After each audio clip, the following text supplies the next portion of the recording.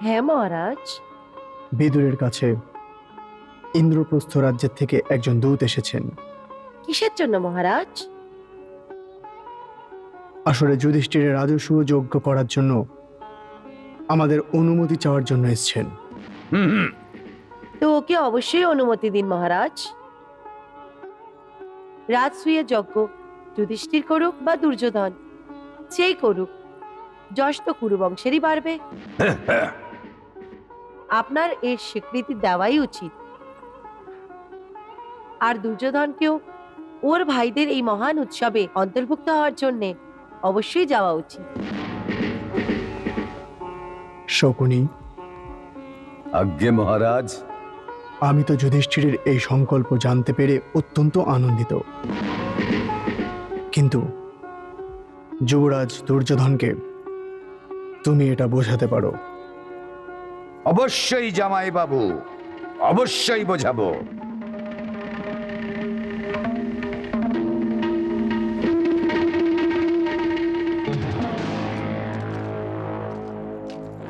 কিন্তু মামাবাবু, যদি আমরা ওদের উৎসবে যাই তাহলে আমাদের পরিস্থিতিও ইন্দ্রপ্রস্থ রাজাদের অধীন রাজাদের মতোই হয়ে যাবে।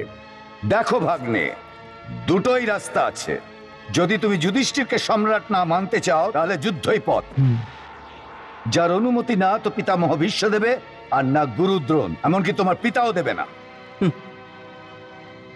এর অর্থ এই হলো মামাবাবু, আমরা খুব সহজেই ওদের অধীনতা স্বীকার করে নিয়েছি, যে শৈশবকাল থেকে আমাদের শত্রু।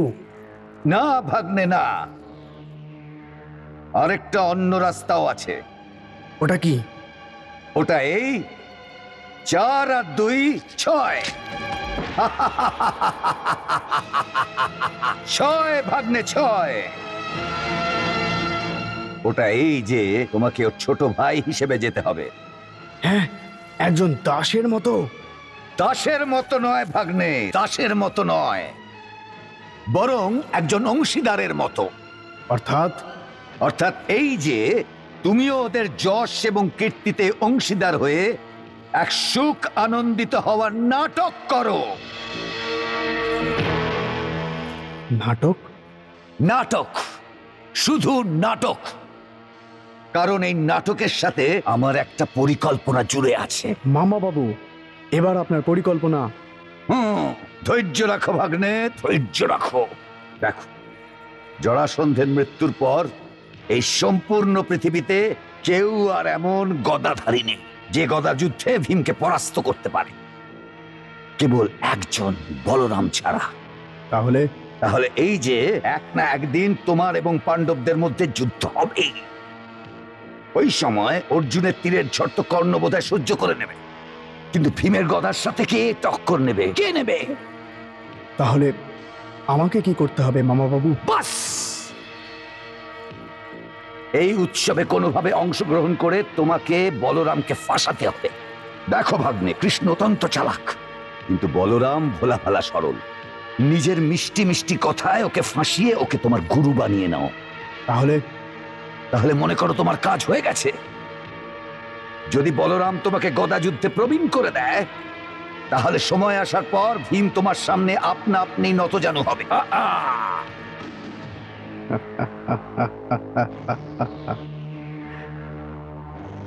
তাহলে এই ছিল আপনার পরিকল্পনা মামা বাবু? হ্যাঁ ভাগ্নে, এটাই আমার পরিকল্পনা।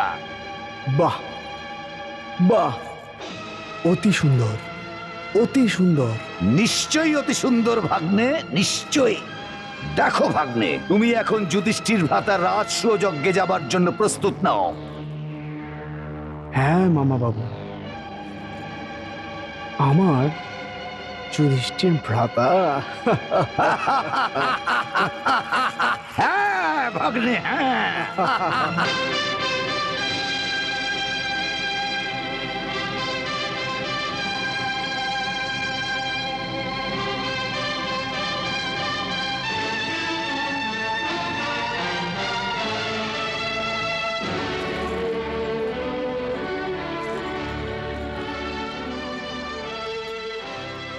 মহারাজ যুধিষ্ঠিরের রাজধানী ইন্দ্রপ্রস্থে পধারে এসছে সব রাজাদের নরপতিও এবং সব সম্রাটদের স্বাগত জানাই।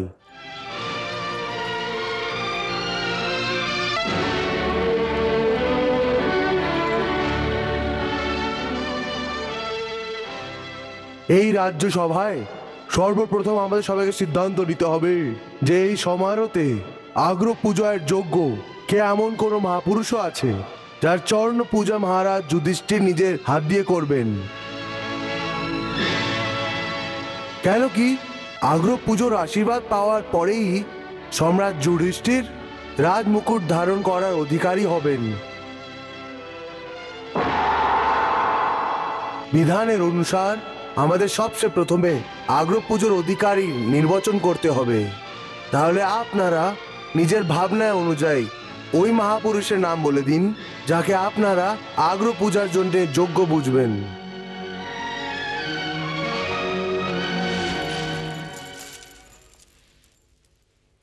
আমার বিচারে সম্পূর্ণ আর্য ভটে এই সময়ে দ্বারিকাধীশ শ্রীকৃষ্ণ ব্যতীত আর কোনো পূজনীয় পাত্র নেই যে অগ্র পুজোর অধিকারী হতে পারে।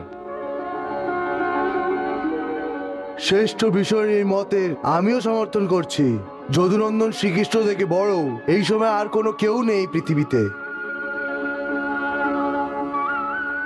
এটাই সত্যি, শ্রীকৃষ্ণই এই সম্মানের যোগ্য।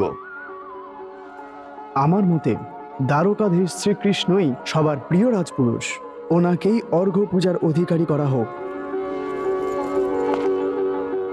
তাহলে এই রাজ্যসভায় সবার সম্মতি নিয়ে আগ্র পুজোর জন্য যশ এবং সম্মান দ্বারকাধীশ শ্রীকৃষ্ণর জন্য নিশ্চিত করা হচ্ছে।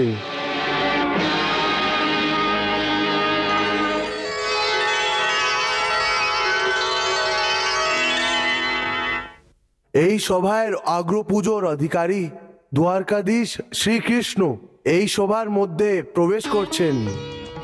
দ্বারকাধীশ শ্রীকৃষ্ণের জয়, দ্বারকাধীশ শ্রীকৃষ্ণের জয়, দ্বারকাধীশ শ্রীকৃষ্ণের জয়, দ্বারকাধীশ শ্রীকৃষ্ণের জয়, দ্বারকাধীশ শ্রীকৃষ্ণের জয়, দ্বারকাধীশ শ্রীকৃষ্ণের জয়, দ্বারকাধীশ শ্রীকৃষ্ণের জয়, দ্বারকাধীশ শ্রীকৃষ্ণের জয়, দ্বারকাধীশ শ্রীকৃষ্ণের।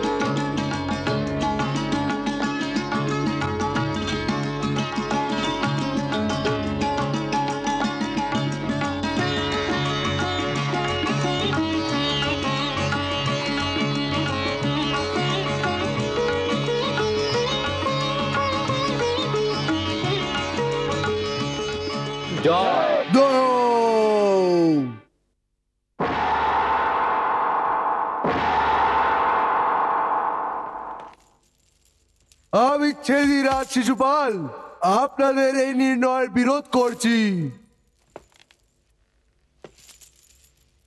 আমি কৃষ্ণকে আগ্র পুজোর অধিকারী মানতে পারি না। এই মানুষটির মধ্যে এমন কোন গুণ নেই যা একে মহাপুরুষ বলে মানতে পারি। আরে এ তো পালাতক সম্রাট জরাসন্ধকে যুদ্ধতে পিঠ দেখিয়ে পালিয়ে গেছিল। না শিশুপাল না। আপনি চুপ থাকুন মহারাজ দুর্বোধ। আপনারা সবাই একে শুধু মহান বানিয়ে রেখেছেন, একে মহান তার পদ দিয়ে রেখেছেন, কিন্তু এ তো একজন চোর।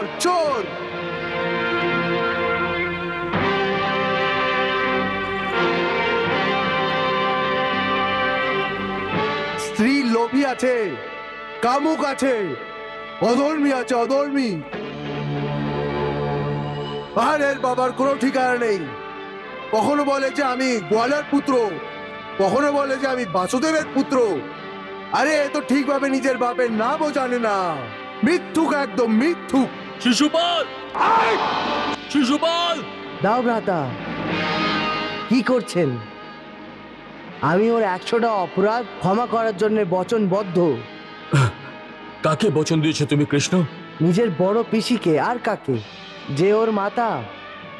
দেবী কুন্তির বড় বোন সতী সবার পুত্র। কিন্তু এ তো পরাকাষ্ঠা কৃষ্ণ। তুমি চিন্তা করো না দাও ভ্রাতা, আমি ওর অপরাধ স্বয়ং গুনছি। দেখো তো এই নির্লজ্জকে কিভাবে নিজের প্রশংসা শুনছে। পুরো মসৃণ কলস আছে, মসৃণ কলস, দুষ্ট।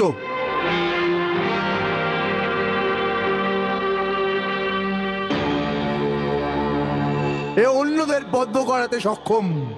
আরে এ তো সম্পূর্ণভাবে চাল করে, চাল। শিশুপাল, আমি তোমার মাকে তোমার 100 অপরাধ ক্ষমা করার বচন দিয়েছিলাম। ওই অপরাধের সংখ্যা এক্ষুনি শেষ হয়ে যাবে, একটু সাবধান হও। কি করবি তুই আমার? কি করবি তুই কুলের কলঙ্ক? 96 হয়ে গেছে।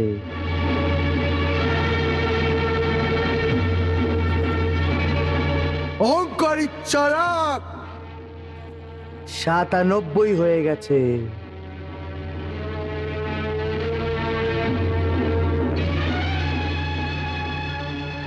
দূর চান্ডাল। 98।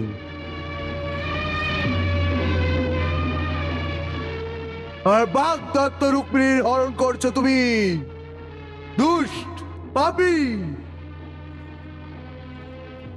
99। কিন্তু তুই ধূর্ত, চালাক, নিন্দার যোগ্য। সম্পূর্ণ 100। শিশুপাল, এবার একটা শব্দ আগে বলেছিস, তাহলে ওটা তোমার অন্তিম শব্দ হবে। সাবধান শিশুপাল, সাবধান।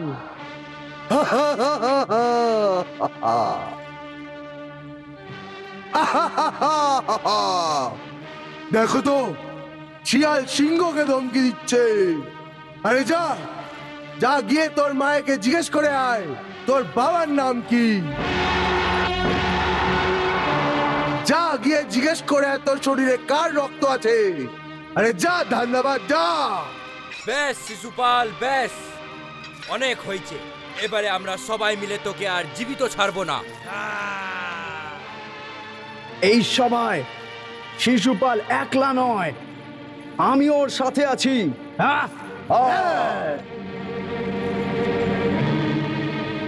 এর থেকে আগে যে তোমরা আমাকে হাত লাগাও, আমি এই খ্রিস্টকে জীবিত ছাড়বো না। তুমি আমাকে বাধ্য করে দিয়েছো শিশুপাল।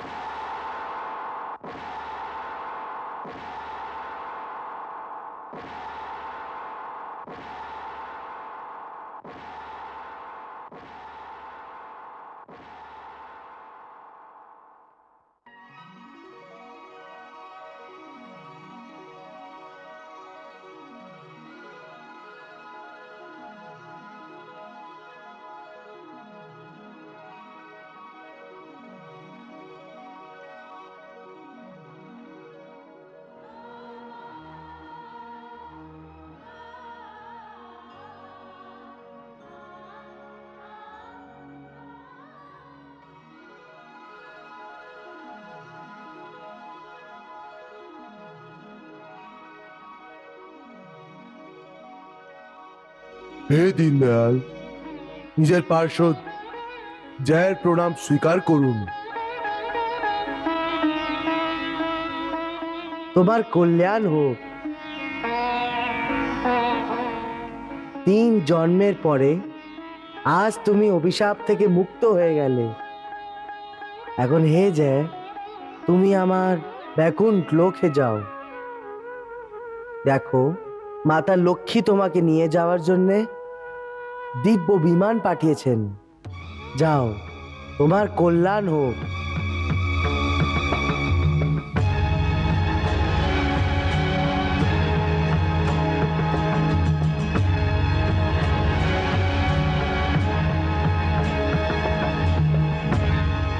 যাও, তোমার কল্যাণ হোক। যেমন আপনার আজ্ঞা প্রভু।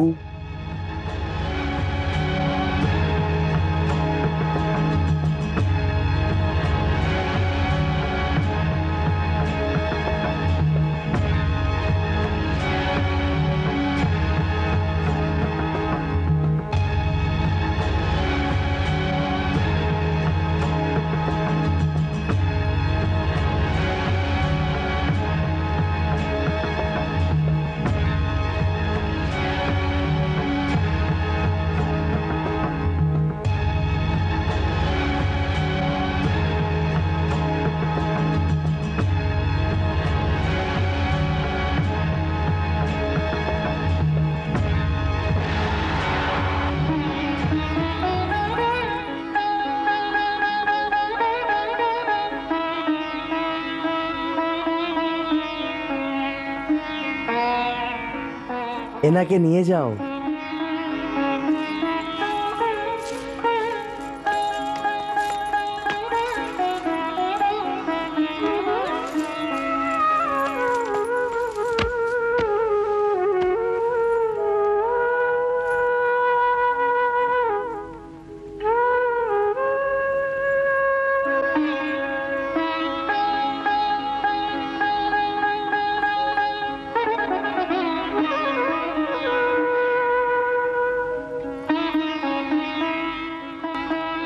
বিপ্রভর, আপনারা আপনার কার্য পুরো করুন।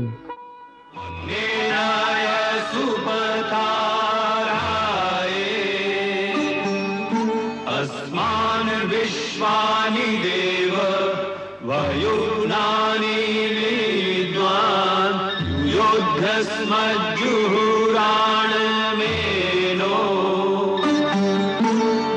भूयिष्ठान्ते नम उक्तिं विधेम। ॐ संगच्छध्वं संवदध्वं संगमनांसि जानताम् देवाभागं यथा पूर्वे संजानाना उपासते।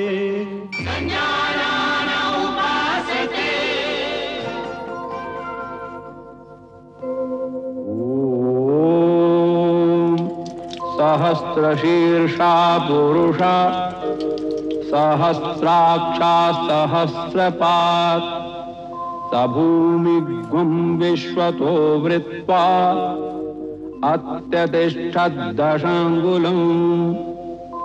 पुरुषे वेदं सर्वं यदभूतं यच्च भाव्यम् उतामृतत्वस्येषानो यदन्नेनातिरोहति। एतावानस्य महिमातो जायांश्च पूरुषाः पादोऽस्य विश्वभूतानि त्रिपादस्य अमृतं दिवि। त्रिपादूर्ध्व उदेत् पुरुषाः पादोऽस्येहा भवत् पुनः तस्माद् विराड जायत विराजो अधिपुरुषः। ॐ प्रजापतये स्वाहा। इदं प्रजापतये नमः। ॐ इन्द्राय स्वाहा। इदं इन्द्राय नमः। ॐ अग्नये स्वाहा। इदं अग्नये नमः। ॐ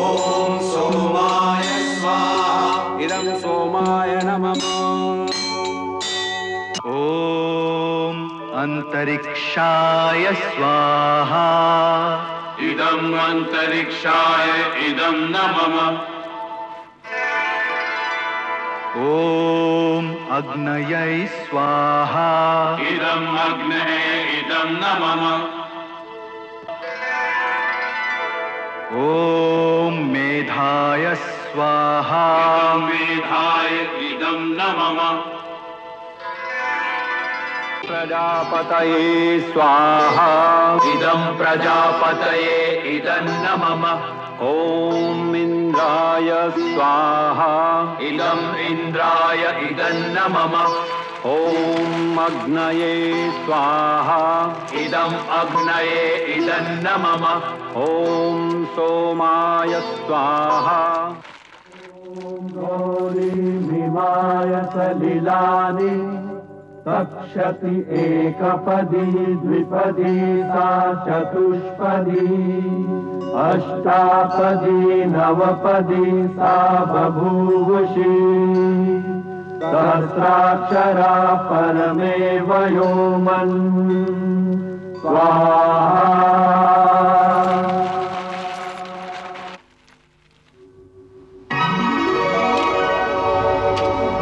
नारायण नारायण श्रीमन्नारायण नारायण नारायण नारायण श्रीमन्नारायण नारायण नारायण नारायण श्रीमन्नारायण नारायण नारायण नारायण।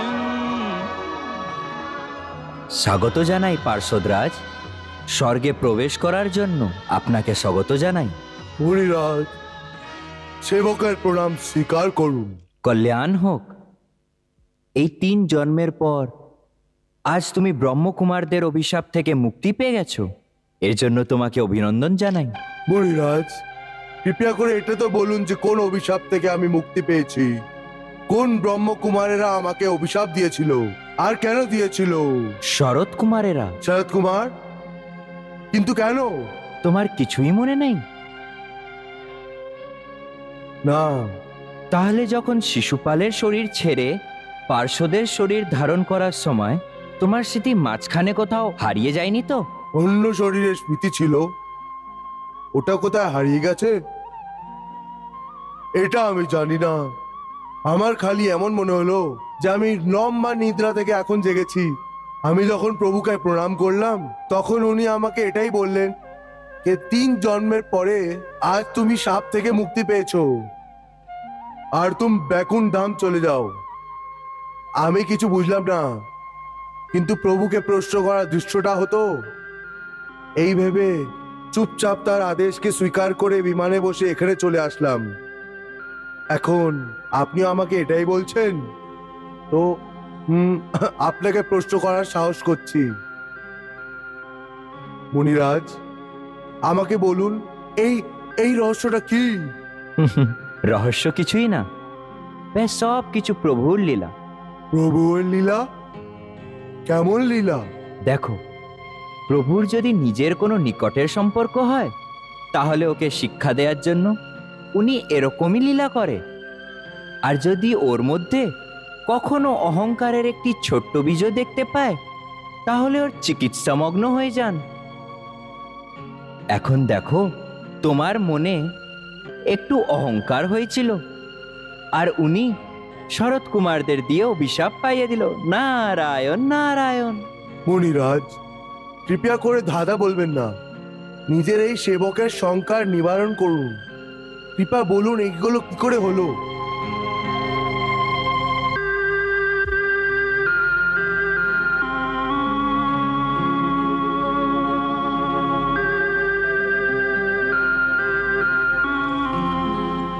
আচ্ছা চলো তোমায় বলি।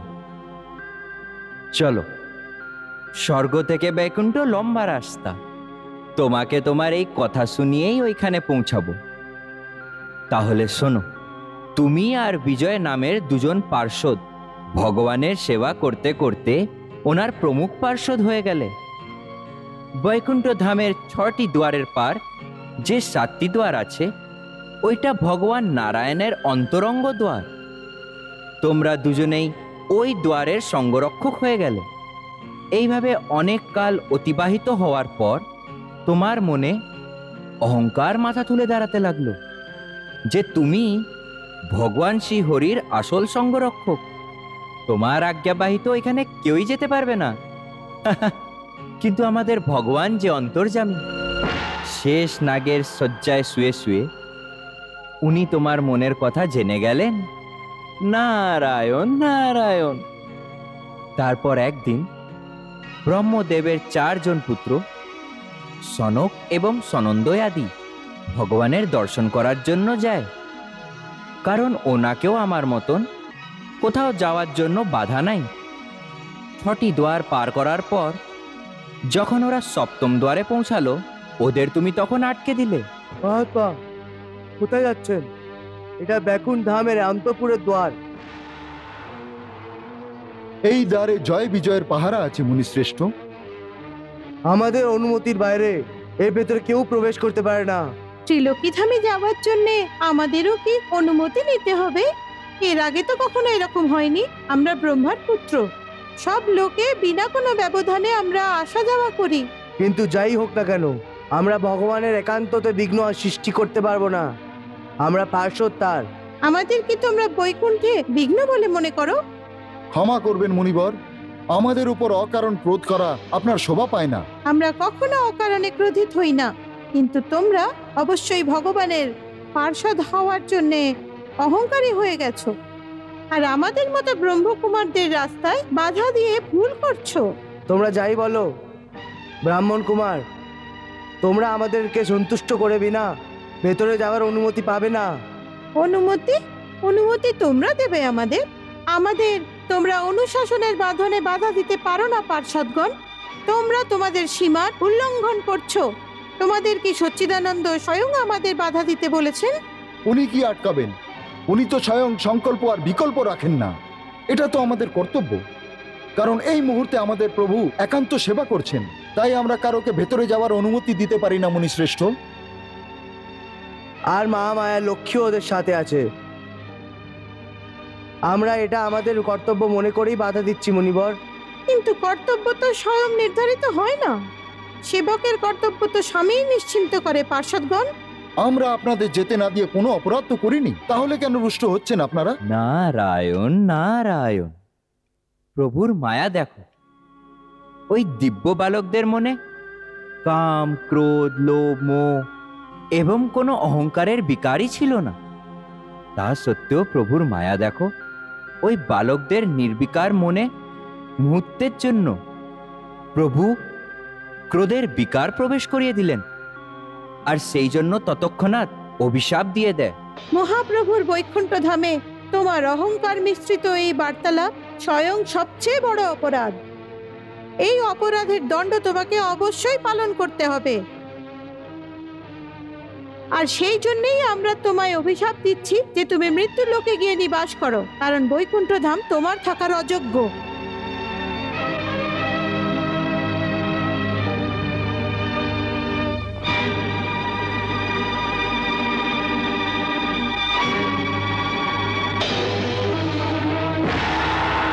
রাজসূয়ের যজ্ঞের দিন সবার সম্মতিতেই শ্রীকৃষ্ণর নির্বাচন আগ্রহ পুজোর জন্য করা হলো। দ্বারকাধীশ শ্রীকৃষ্ণের জয়, দ্বারকাধীশ শ্রীকৃষ্ণের জয়। পাণ্ডবদের রাজসূয় যজ্ঞে আগ্রহ পুজোর জন্য শ্রীকৃষ্ণর নির্বাচন হওয়ার পর শিশুপাল উদ্দীপ্ত হয়ে গেল আর শ্রীকৃষ্ণকে গালাগালি করা আরম্ভ করে দিল। আর বাগদত্ত রুক্মিণীর হরণ করছো তুমি, দুষ্ট পাপী। 99। শ্রীকৃষ্ণ ওর অপরাধকে গুনছিলেন। সম্পূর্ণ 100। শিশুপাল,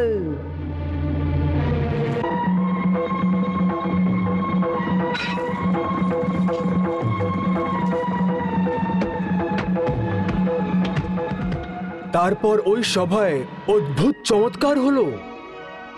শিশুপালের মৃত্যু শরীর থেকে জয় নামের একজন পার্ষদ প্রকট হয়। জয়ের 4টি বাহু ছিল কারণ বৈকুণ্ঠ ধামে ভগবানের সমস্ত পার্শ্বদেই 4টে করে বাহু আছে। তারপরে জয়কে বৈকুণ্ঠ নিয়ে যাওয়ার জন্য একটি দিব্য বিমান নিচে নেমে আসে, তারপরে বৈকুণ্ঠ ধামের দিকে চলে যায়। মধ্যপথে স্বর্গের লোকের সামনেই ওর সাথে নারদ মুনির সাক্ষাৎ হয়।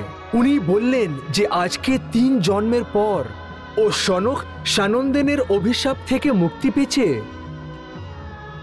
মুনিরাজ, কৃপা করে এটা তো বলুন যে কোন অভিশাপ থেকে আমি মুক্তি পেয়েছি। তোমার কিছুই মনে নেই? না। তখন নারদ মুনি পার্শ্বদকে ওই কথা বললেন যে কিভাবে উনি 4 জন ব্রহ্মকুমারদের বৈকুণ্ঠ ধামের 7ম দ্বারের ভেতরে প্রবেশ করতে দেননি। আর সেই জন্যই আমরা তোমায় অভিশাপ দিচ্ছি যে তুমি মৃত্যু লোকে গিয়ে নিবাস করো, কারণ বৈকুণ্ঠ ধাম তোমার থাকার অযোগ্য।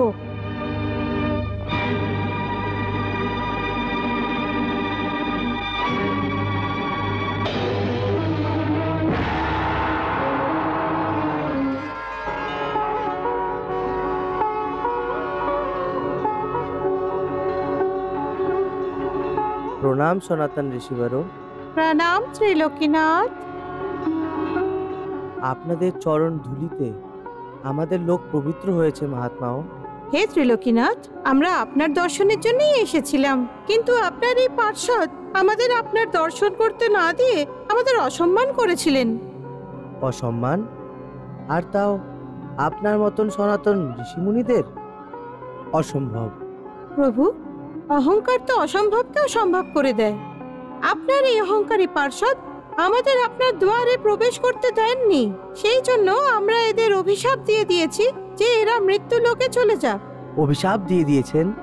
ওটা তো ঠিক করেছেন, কিন্তু আমি ওদের দৃশ্যটার জন্য আপনার কাছ থেকে ক্ষমা চাইছি। প্রভু, আপনি আমাদের কাছে ক্ষমা চাইছেন, কিন্তু কেন? কারণ শাস্ত্র অনুযায়ী নিজের সেবকের পাপের ভোগীদার ওর স্বামীকেও ভুগতে হতে পারে। সেই জন্যে নিজের সেবকের অপরাধের জন্যে আমি আপনাদের কাছে ক্ষমা চাইছি। প্রভু, আপনি আমাদের আর লজ্জিত করবেন না। আসলে আমাদের ভিতরে ক্রোধের বিকার এসে গিয়েছিল, এর জন্য আমরা প্রথম থেকেই লজ্জিত আছি।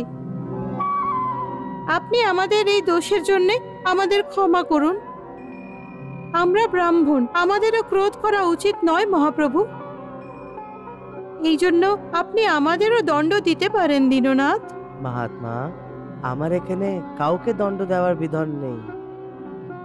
এরা যে 3 জন আমার পার্ষদ আছে, এদের অভিশাপের অবধি যদি নিশ্চিত করে দেন তাহলে ওদের ওপর অনেক কৃপা হবে। আপনি ধন্য দয়ানিধান, আপনার বিনম্রতা তো আমাদের হৃদয় জিতে নিয়েছে। আপনার দর্শনে আমাদের 3 মুহূর্ত বিলম্ব করতে হয়েছে, সেই জন্য এই পার্ষদদের 3 জন্ম পর্যন্ত মৃত্যু লোকে থাকতে হবে। এরপরে এরা মুক্ত হয়ে আবার বৈকুণ্ঠ ধামে ফিরে আসবেন। আর যে তৃতীয় পার্শ্বদ সুনন্দ আছে, যে দ্বারের নিকটে দাঁড়িয়ে আছে, তার জন্য কি আজ্ঞা দেবেন? প্রভু, ইনি মৌন হয়ে জয় এবং বিজয়ের কথাবার্তা শুনেছিলেন, কিন্তু কোনো প্রতিবাদ করেননি। এটাই এনার অপরাধ। সেই জন্য এনাকেও মৃত্যু লোকেই যেতে হবে, কিন্তু প্রত্যেক জন্মে আপনার সেবক হয়ে আপনারই গুণগান করতে থাকবেন। ব্রাহ্মণদের বচন আমার এই বচন, যা সর্বদা সত্য, আর যা সত্য ওটাই শিব, আর যে শিব ওটাই সুন্দরতম। এখন তোমরা আমাদের ধর্ম ছেড়ে পৃথিবী লোক চলে যাও। কৃপা নিদান, আমাদের একটা প্রার্থনা আছে। ওটা কি? আমাদের ইচ্ছা আছে কি 3 জন্মেতে আমাদের মুক্তি আপনারই হাতে হোক। তোমাদের কল্যাণের জন্য আমি স্বয়ং মৃত্যু লোকে আসব। তুমি আমার প্রিয় পার্শ্বদ, সেই জন্য তোমার মুক্তিও আমার হাতেই হবে। জয় এবং বিজয়, তোমরা দুজন পৃথিবী লোকে গিয়ে মহাত্মা কশ্যপ এবং ওনার স্ত্রী দিতির গর্ভে প্রবেশ করবে, আর সুনন্দ কিছু সময়ের পরে তোমার কাছে আসবে। যেটা আপনার আজ্ঞা প্রভু।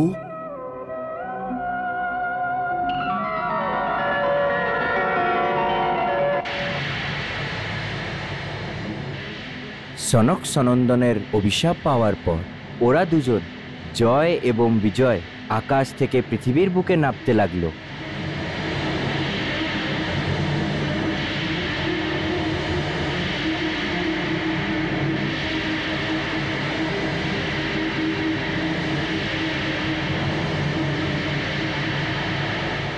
বৈকুণ্ঠ থেকে নিচে আসার পর তোমাদের দুজনার জন্ম হিরেনাজ আর হিরণ্যকশিপুর রূপে হয়। দুজন ভাই ভীষণ পরাক্রমী পুরুষ ছিলেন,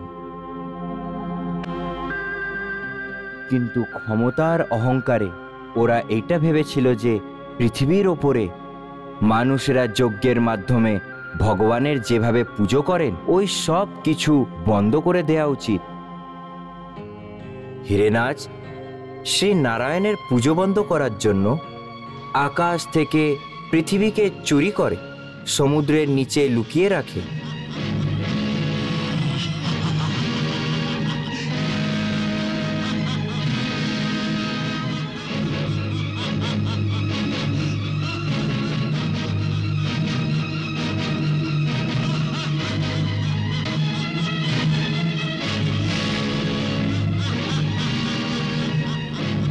এই দেখে প্রভু বারান রূপ ধারণ করেন এবং ব্রহ্মার নাসিকা থেকে নিজের রূপকে প্রকট করেন।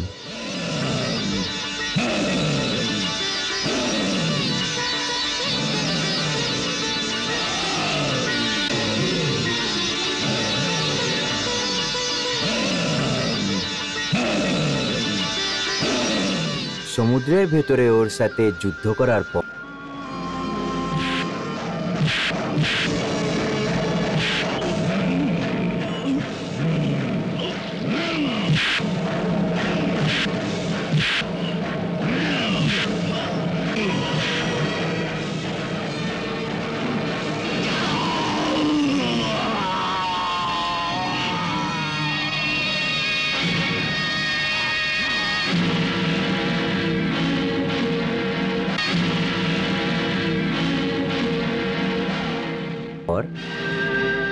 ওর বধ করে প্রভু নিজের দাঁত দিয়ে পৃথিবীকে ওপরে উঠালেন। তারপর ওকে সমুদ্র থেকে বাইরে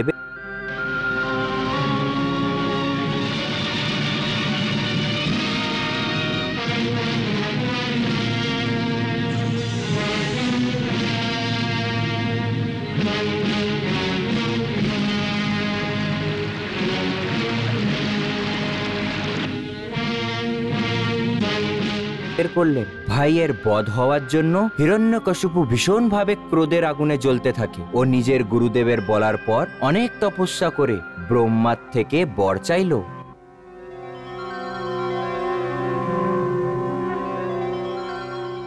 হে দৈত্য শ্রীমুনি, মৃত্যু লোকের প্রাণীদের জন্য আমাদের দর্শন করা কখনো নিষ্ফল যায় না। সেই জন্য যা ইচ্ছে হয় বর চাও, আমি অবশ্যই প্রদান করব।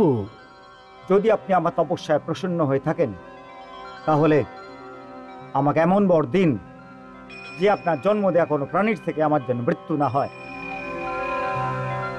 না মানুষ থেকে, না পশু থেকে, না দৈত্য থেকে, না আর কোনো দেবতা থেকে, না ভেতরে কোথায় আমি মরি, না বাইরে কোথায়, না দিনে না রাতে, না অস্ত্র দিয়ে, না শাস্ত্র দিয়ে, না পৃথিবীতে, না আকাশে, যুদ্ধতে কেউ যেন আমার সম্মুখে দাঁড়াতে না পারে।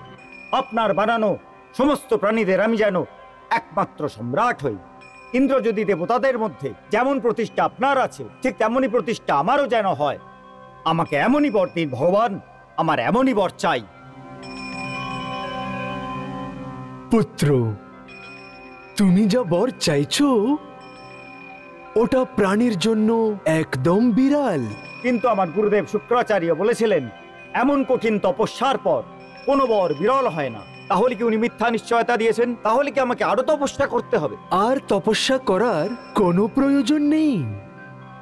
গুরু শুক্রাচার্য সত্যি বলেছেন, এত কঠিন তপস্যা আগে কেউ করেনি আর পরেও কেউ করবে না। হে দৈত্যরাজ, যে বর তুমি আমার থেকে চাইছো ওটা বিড়াল হওয়া সত্ত্বেই আমি সম্পূর্ণভাবে আপনাকে প্রদান করছি। এইভাবে ব্রহ্মা থেকে বর পাওয়ার পর হিরণ্যকশিপু স্বয়ংকে ভগবান হওয়ার ঘোষণা করে দেয়। তারপর ও এই আজ্ঞা দিল যে সবাই ওরই পুজো করুক। ওর ভয়ে সমস্ত প্রকৃতি ওর পুজো করা আরম্ভ করে দেয়। কিন্তু ওর নিজের পুত্র বালক প্রহ্লাদ পিতাকে ভগবান বলে স্বীকার করে না আর শ্রীহরির পুজো করতে লাগে।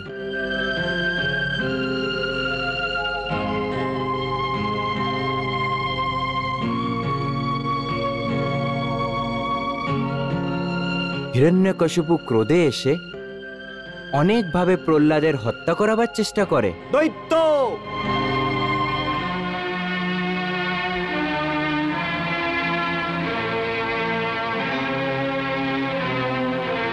নিয়ে যাও একে, আরে জীব কেটে দাও। এ আমাকে নিষ্পাপ করে দিতে চায়, হত্যা করে দাও ওর। নমো ভগবতে বাসুদেবা।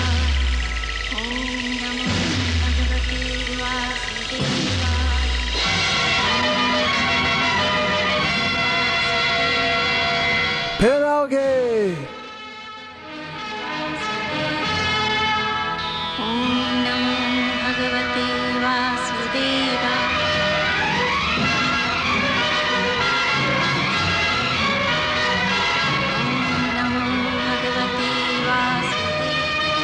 ओम नमो भगवते वासुदेवाय।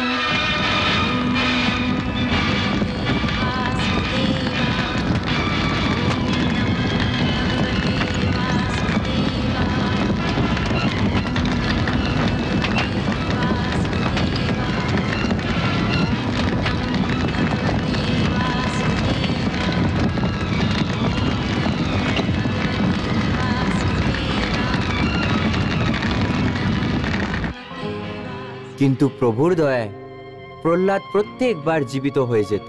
শেষ পর্যন্ত যখন হিরণ্যকশিপু নিজের হাতে প্রহ্লাদকে আঘাত করে, তখন ভগবান শ্রীহরি নরসিংহের রূপ ধরে একটি স্তম্ভ থেকে প্রকট হন। যদি স্তম্ভতেও তোর ভগবান থাকে, তাহলে আজকে না এ স্তম্ভ থাকবে আর না তোর ভগবান।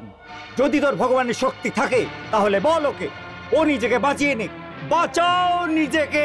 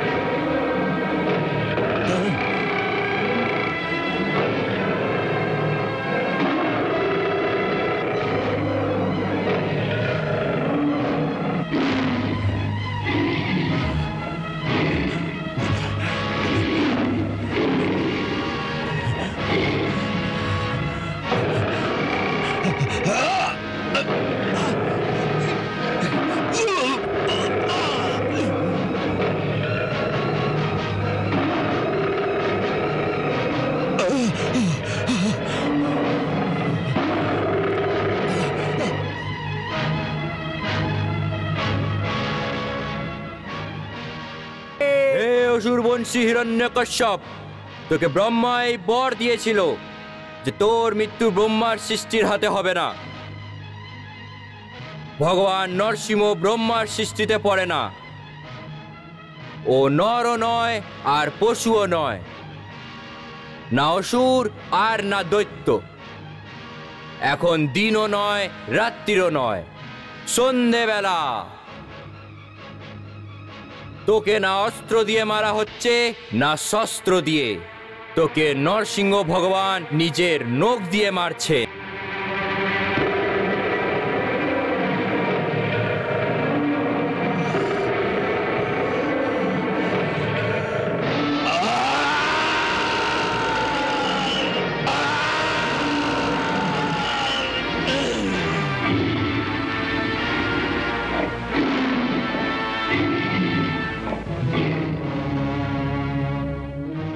এইভাবে তোমার প্রথম জন্ম ইতি হলো। দ্বিতীয় জন্মে তোমাদের দুজনার জন্ম রাবণ এবং কুম্ভকর্ণের রূপে হলো।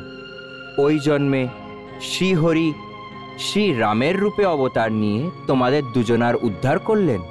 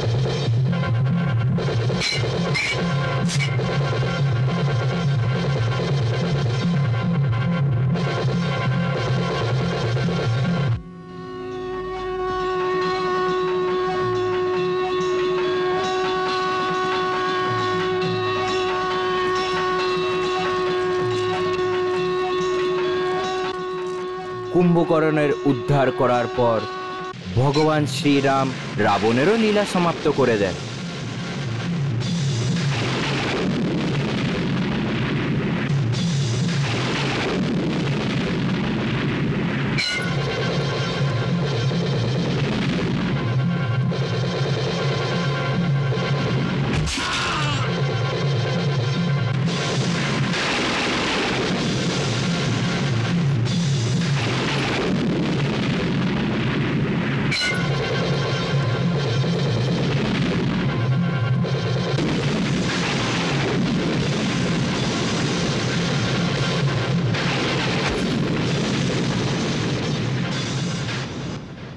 এইভাবে তোমরা দ্বিতীয় জন্মও শেষ হয়ে গেল।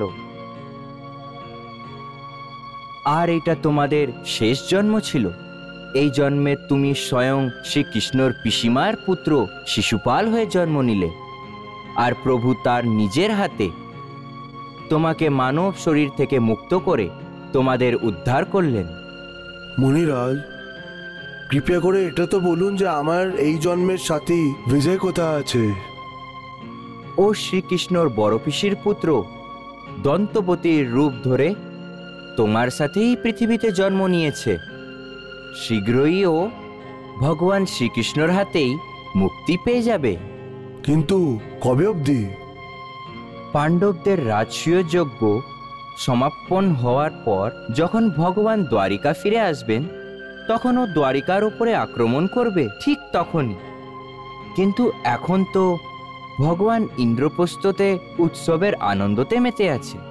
ওনার সাথে ইন্দ্রপ্রস্থতে যারা এসছেন তাদের মধ্যে সমস্ত অতিথিদের চোখ পাণ্ডবদের বৈভব দেখে ধাঁধিয়ে গেছে।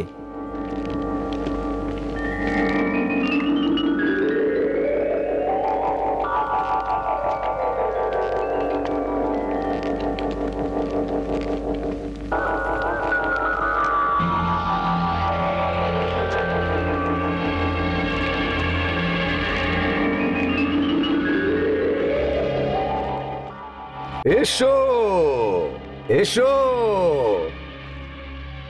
এসো ভাগ্নে। আরে আরে আরে ভাগ্নে,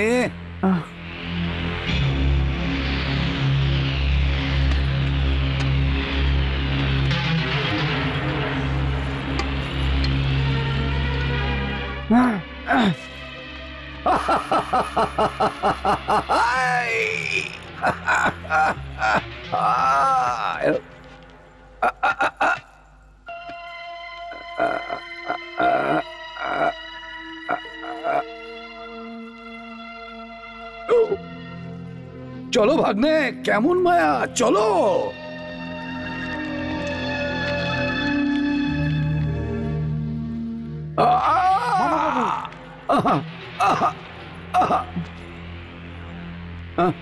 ভাগ্নে চলো।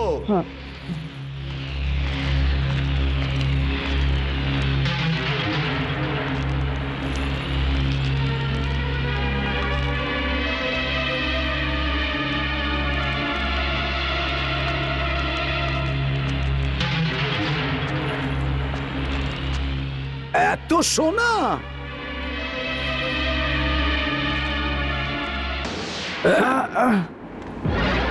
ভাগ্নে, এটা কি ধরনের চমক? জল কোথা থেকে এলো? সাবধানে ভাগ্নে, সাবধানে। ভাগ্নে, এখানে জল আছে না জল নেই?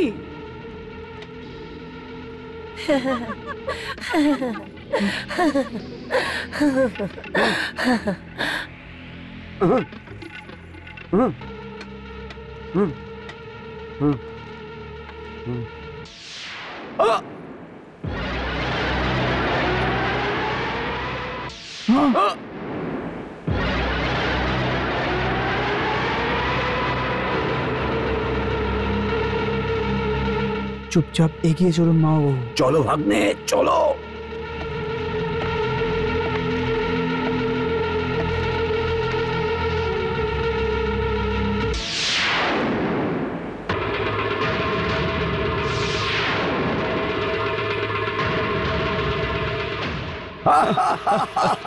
চলো ভাগ্নে, চলো।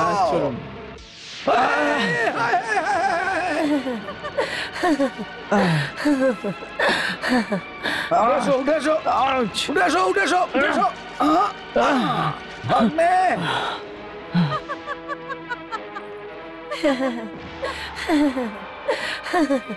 মামা বাবু চলুন এখান থেকে, চলুন। ঠাকুরপো, ও ঠাকুরপো, এটা হস্তিনাপুর নয় যেখানে না দেখেও চলতে পারেন। এটা তো ইন্দ্রপ্রস্তর মহল, ইন্দ্রপ্রস্তর যেখানে চোখ খুলে চলতে হয়।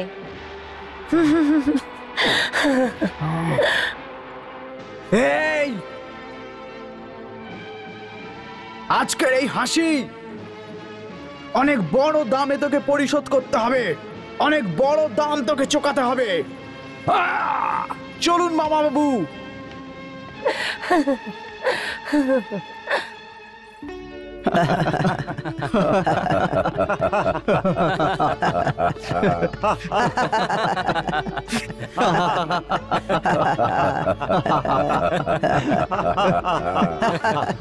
আচ্ছা তো মহারাজ, আজ্ঞা দিন। আপনি এত তাড়াতাড়ি করছেন কেন? আমরা আপনাকে এখন যেতে দেব না কানহা। মহারাজ, যেতে তো হবেই। কতদিন হয়ে গেছে আমরা দুজন দ্বারিকা থেকে বাইরে আছি, ওখানের ব্যবস্থাও তো দেখাশোনা করতে হবে। কিন্তু আমার আপনাদের দুজনকে ছেড়ে দিতে ইচ্ছে হচ্ছে না। সেই জন্য তো আমি তাও ভ্রাতাকে এখানেই ছেড়ে যাচ্ছি। আর তারও মন আছে যে উনি আরো কিছুদিন থাকুক, আর ওনার বদলে আমি আমার প্রিয় সখা অর্জুনকে নিয়ে যাচ্ছি। যেতে দিন মহারাজ যুধিষ্ঠির, যেতে দিন কানহাকে। ওখানে রুক্মিণীও তো ওনার পথ চেয়ে বসে আছে। তাহলে তো আমাদের আপনাকে আটকানো উচিত হবে না। আর কোনো সন্দেহ নেই যে অর্জুনই আপনার প্রিয় সখা। হ্যাঁ মহারাজ, তাহলে এখন আমাদের অনুমতি দিন। অবশ্যই, এটা শুভ সময়, প্রস্থান করুন কানহা।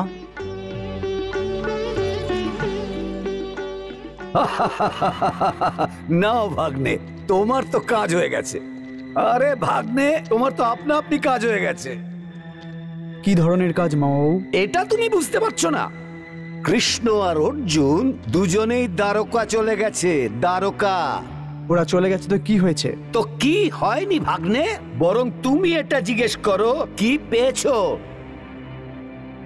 আমি কি পেয়েছি? তুমি বলরামকে পেয়ে গেছো, বলরামকে একদম একলা। ও এখানেই রয়েছে। এখন বলো ভাগ্নে, তোমার কাজটা হলো কিনা? মামা বাবু, মনে তো হচ্ছে মামা বাবু। হ্যাঁ ব্যাস, বলরামকে এখন ভালোভাবে সেবা করো। ওকে ভালোভাবে তেল লাগাও। হ্যাঁ, তাতে যা হয় হোক, ওনাকে তোমার গুরু বানাতে হবে। ভাগ্নে, যদি এটা তুমি করতে পারো, বিজয়শ্রী তোমার কপালে উঠবে। ঠিক আছে মামা বাবু, ঠিক আছে।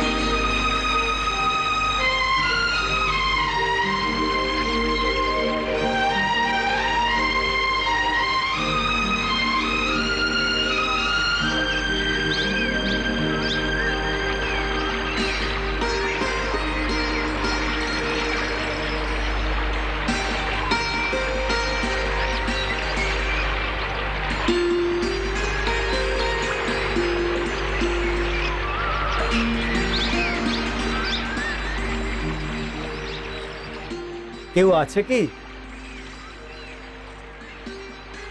কেউ আছে কি? আমার পথে ফুল বিছিয়ে দিয়ে যে আমাকে সম্মান করেছে, আমি অতি আনন্দিত।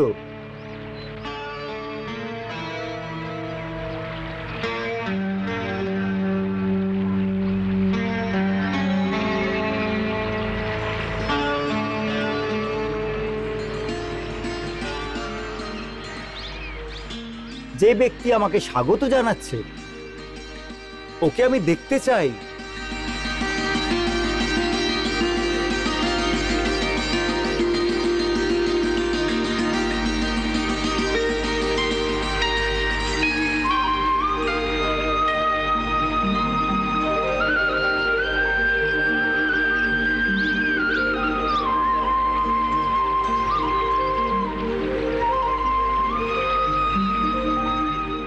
যদি ওই মহান ব্যক্তি আমাকে দর্শন দেন, তাহলে আমি আরো বেশি আনন্দিত হয়ে যাব।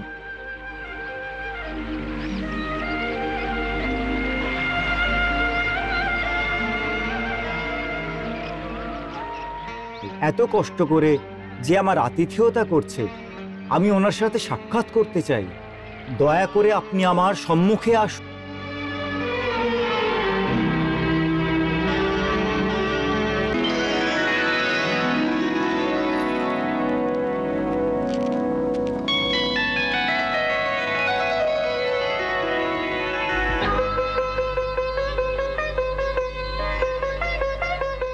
প্রণাম দ্বারিকাধীশ।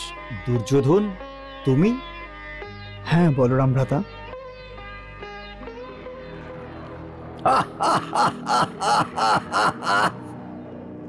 প্রণাম দ্বারকাধীশ, প্রণাম। শকুনি মামা, আপনি? স্বাগত দ্বারকাধীশ, স্বাগত। কিন্তু এইভাবে ফুলের বাগান বিছিয়ে দিয়ে আমাকে স্বাগত জানাবার প্রয়োজন ছিল? এইভাবে সবাইকে স্বাগত জানানো হয় না দ্বারকাধীশ। কিছু মাননীয় মানুষকেই এটা করে, আপনি বোধহয় জানেন না। হস্তিনাপুরের যুবরাজ আপনারই একমাত্র সেবা করে।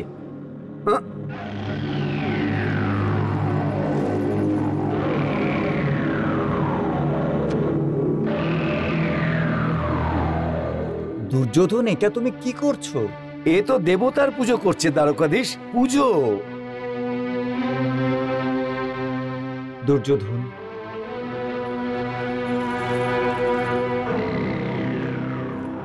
তোমার নম্রতা দেখে আমি প্রভাবিত হয়ে গেছি। তুমি হস্তিনাপুরের যুবরাজ, হস্তিনাপুরে তুমি ভবিষ্যতে রাজা হবে, তা সত্ত্বেও কত নম্র তুমি। ভীমের মতো নয় আমার ভাগ্নে দুর্যোধন। ভীম? হ্যাঁ, ও তো অন্যকে অপমান করে শান্তিতে থাকতেই পারে না। বিশেষ করে গুরুজনদের অপমান করে ও সর্বদা আনন্দ পায়। কার অপমান করেছে ভীম? ছাড়ুন না ওই কথা বলরাম ভাই। আমি যদি বলি ভীম এই কথা বলেছে, ও বলরাম ভাইয়ের থেকেও বেশি নিপুণ হয়ে গেছে গদা যুদ্ধে। দুঃখ পেলেন না দ্বারকাধীশ? আমারও লেগেছে, এই জন্যই আমি বলতে চাইনি এই কথা। কৃষ্ণকে মাথায় চড়িয়ে রাখছে। সত্যি বলবো, আপনি কি বলশালী, কিন্তু আপনি কি বিনম্র। এই কিছুদিন আগে কৃষ্ণের সাথে সাক্ষাৎ হয়েছিল। উনি হাসতে হাসতে বললেন, বলরাম ভাই সবসময় আমাকে বকাবকি করে। হ্যাঁ, তাহলে কি হয়েছে? কানা তো আমার ছোট ভাই, ওকে বকার সম্পূর্ণ অধিকার আছে আমার। কিন্তু কৃষ্ণ এটা বোঝে না বড় ভাই, কৃষ্ণ এটা বোঝে না। ও বলে যে বলরাম ভাইটা কখনো নিজের বুদ্ধি দিয়ে কাজই করে না। এরকম কথা বলেছে কানা? হ্যাঁ, একদম এই কথা বলেছে। কি ভাগ্নে? হ্যাঁ মামা বাবু, হ্যাঁ। দ্বারকাধীশ, বাস্তবটা কিন্তু এটাই। আপনার কারণে দ্বারকার দিকে চোখ তুলে তাকানোর একদম কারো সাহস নেই। সত্যি বলবো, আপনার মতো উচ্চ শ্রেণীর গদাধারী এই পৃথিবীতে আর দুটো কেউ আছে। কিন্তু ভীমের হিম্মতটা দেখুন তো, খেয়ে খেয়ে ওর ভুঁড়ির মাংসটাই বেড়ে গেছে। আবার বলে আমি শ্রেষ্ঠ গদাধারী। শ্রেষ্ঠ গদাধারী? শকুনি মামা, আপনার ভাগ্নে দুর্যোধনও পুরো পৃথিবীর শ্রেষ্ঠ গদাধারী হতে পারে। অবশ্যই হতে পারে দ্বারকাধীশ, অবশ্যই হতে পারে। কিন্তু দুর্যোধনের শ্রেষ্ঠ গদাধর হওয়ার জন্য আপনারই ওর গুরু হওয়া প্রয়োজন।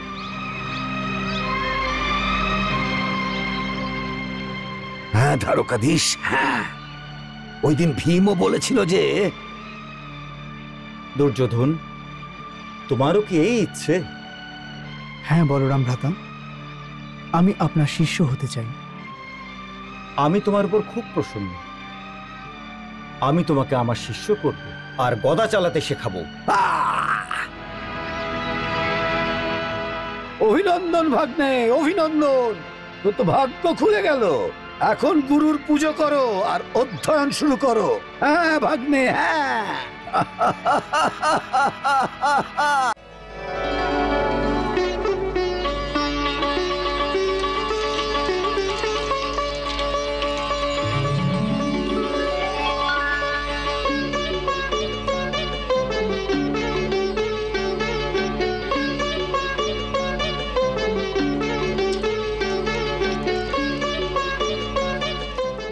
বাহ ভাগ্নে, বাহ। খুব সেবা করো, বড় ভাইয়ের খুব সেবা করো। জয় হোক, জয় হোক দ্বারকাধীশ বলরামের, জয় হোক।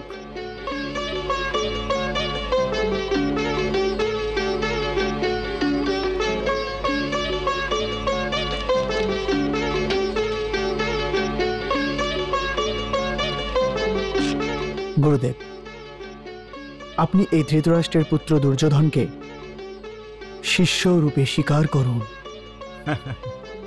তথাস্তু।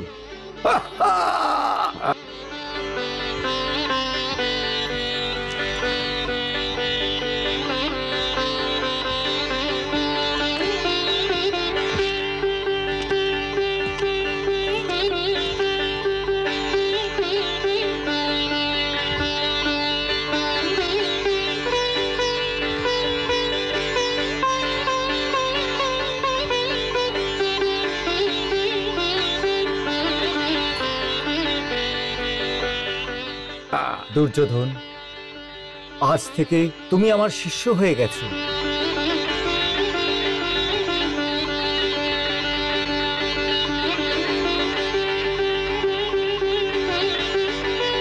তোমার শিক্ষা খুব শীঘ্রই শুরু হয়ে যাবে।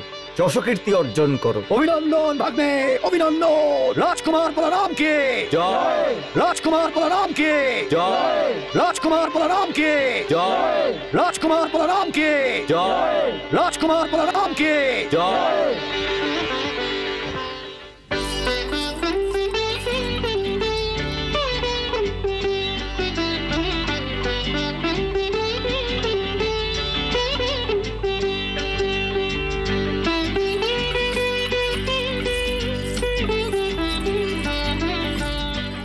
রুক্মিণী, তুমি এসে গেছো?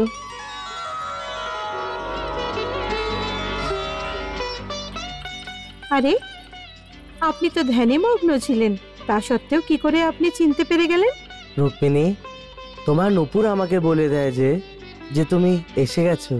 তোমার আসার সঙ্গেই আমার হৃদয়ের স্পন্দন আমাকে বলে দেয় রুক্মিণী এসে গেছে। রুক্মিণী, তুমি তো আমার প্রাণ আছো। আচ্ছা আচ্ছা আচ্ছা, পত্নীর প্রশংসা করা তো আপনার থেকেই শেখা উচিত। শৈশবে যে মাখন আপনি চুরি করতেন, তার স্বাদ ব্যবহার করছেন আপনি এখনো। আমার মনে হয় যখন আপনি সত্যভামার কাছে যাবেন, তখন ওকে এটাই বলবেন, ভামা তুমি তো আমার প্রাণ। যা কিছুই না বলে না রুক্মিণী, স্ত্রীর কাছে অনেক গুণের সম্প্রদায় থাকে, কিন্তু ছাপলতা নামের একটি অবগুণ অবশ্যই থাকে। কথা বলতে আপনি খুব পারেন। এখন বলুন, আপনি কার চিন্তা করছিলেন? আমি তো শকুনি মামার লীলা দেখে হাসছিলাম রুক্মিণী। শকুনি মামা কি করেছেন উনি? উনি আমাদের সহজ সরল দাও ভ্রাতার ওপরে এমন চাল চলেছেন যে জিজ্ঞেস করো না আমাকে রুক্মিণী। ওরা তো মনের মতন দানও পেয়ে গেল। অনেক চালাক মামা বাবু। আমি কিছু বুঝতে পারছি না। উনি এমন একটি চাল চেলেছেন যে বলরাম ভ্রাতা যে দুর্যোধনকে নিজের শিষ্য বানিয়ে নিয়েছেন। ভাই ভাইয়ের মধ্যে ফাঁস ধারবার জন্যে একটি কুটিল চাল শকুনিয়ের আগে কৌরব এবং পাণ্ডবদের মধ্যে চলেছিল, আর আজ আবার ওই চাল কৃষ্ণ এবং বলরামের সাথে চলছে। আর আমার সহজ সরল দাও ভ্রাতা ওর কথায় গলিয়ে গিয়ে ওর চালে ফেসে গেছে রুক্মিণী। চাল তো আপনিও অসাধারণ চালেন।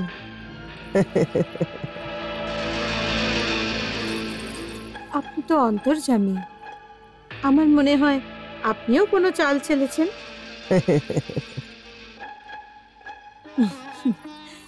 এখন আপনার রাজনীতির দিকে একটু কম আর নিজের বোন সুভদ্রার উপর একটু বেশি ধ্যান দেওয়া উচিত। ও এখন বড় হয়ে গেছে, আমাদের ওর বিয়ে দিয়ে দেওয়া উচিত। আমি তো কোনো আপত্তি করছি না ওটার মধ্যে, ওর বিয়ে হয়ে যাবে। আপনার মনে হয় আপনি ভুলে গেছেন কি বিয়ের জন্য বর এবং বধূ দুজনের প্রয়োজন হয়। আপনি ওর জন্য একজন উপযুক্ত বর খুঁজুন। রুক্মিণী, ওর জন্য বর খোঁজার কোনো প্রয়োজনই হবে না, ও নিজে নিজেই চলে আসবে।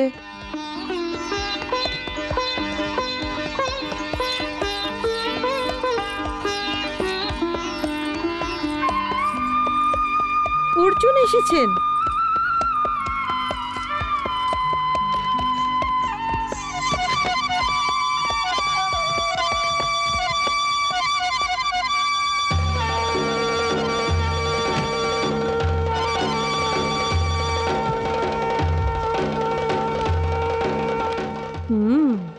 এখন আপনার চাল আমি বুঝতে পেরে গেছি কানাই। চাল?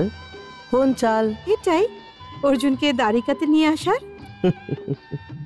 আপনি সর্বদা সবার থেকে 100 কদম এগিয়ে থাকেন, কিন্তু এমন ভান করেন যেন আপনি কিছুই জানেন না।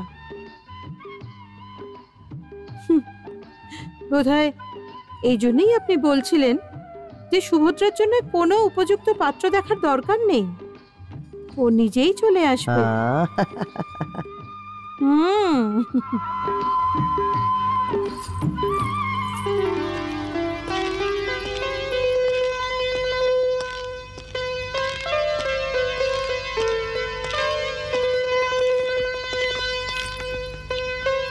বাসুদেব,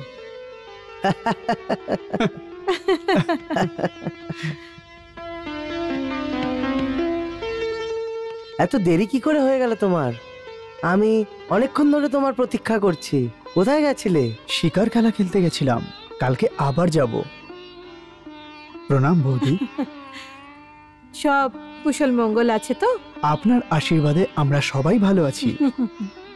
যখন আপনি ভালো থাকেন তখন আমার সখা শ্রীকৃষ্ণ আনন্দ উপভোগ করেন, আর যখন ইনি প্রসন্ন থাকেন তখন আমিও প্রসন্ন থাকি। খুব ভালো যুগলবন্দি আপনাদের। আপনারা দুজন কথাও খুব গুছিয়ে বলতে পারেন। আমি তো কৃষ্ণরই সখা। মধুসূদন, বলরাম ভ্রাতার কি খবর? শুনেছি ও হস্তিনাপুরে চলে গেছেন। হস্তিনাপুর? হ্যাঁ, হস্তিনাপুর। দুর্যোধনকে উনি নিজের শিষ্য বানিয়ে নিয়েছেন, আর এখন উনিকে গাদা চালানো শেখাচ্ছেন। আচ্ছা,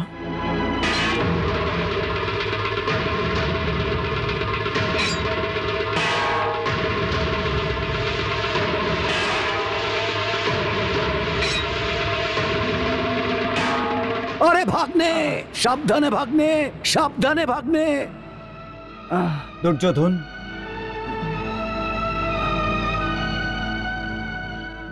তুমি তো বিচলিত হয়ে গেছো। তোমার ধ্যান কোথায় ছিল? হ্যাঁ, এসো। দুর্যোধন, যদি শ্রেষ্ঠ গদাধর হতে চাও তাহলে মনের একাগ্রতা অত্যন্ত প্রয়োজন। হ্যাঁ, এসো।